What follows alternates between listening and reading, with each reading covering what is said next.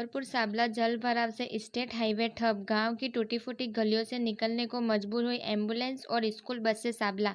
कस्बे में मुख्य स्टेट हाईवे पर भारी जल भराव के कारण यातायात पूरी तरह बाधित हो गया। सड़क पर पानी भरने हाईवे जमा हो गया, जिसमें वाहन चालकों और आम जनता को भारी परेशानियों का सामना करना पड़ा। सबसे ज्यादा किल्लत स्कूल की गाड़ियों और मरीजों को ले जा रही एम्बुलेंस को उठाना पड़ा। हाईवे पर रास्ता बंद होने के कारण आपातकालीन वाहनों और स्कूल की बसों को मजबूरी में साबला गांव के अंदरूनी व पुराने रास्तों से गुजरना पड़ा।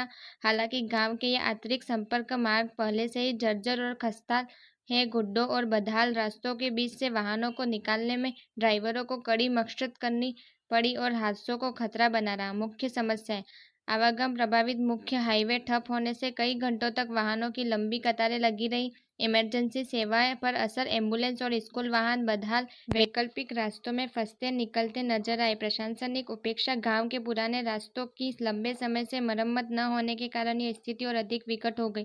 अपने आसपास की खबरों को पाने के लिए भारत न्यूज नेटवर्क को सब्सक्राइब करें, वीडियो को लाइक करें और व्हाट्सएप पे ज़्यादा से ज़्यादा शेयर करें। रिपोर्टर दीपक बनोत। खड़े हुए और 1 घंटे से देख रहे हैं कि स्कूल की बसें कम से कम 10-15 बसें स्कूल की फंसी हुई है और 2-3-4 जीपें कम से कम स्कूल की फंसी हुई है और बच्चे भी यहाँ पे बिके हुए हैं सब। और हर तरह से देखा जाए तो यहाँ हर हमेशा 3-4 सालों से ये परमानेंट समस्या आ रही है। कोई भी ध्यान नहीं दे रहा है इस समस्या के पीछे। जब बारिश आती है तब हर हमेशा लोग देखने के लिए आते हैं, मगर समस्या का कभी भी समाधान नहीं होता है इसका यहाँ पे।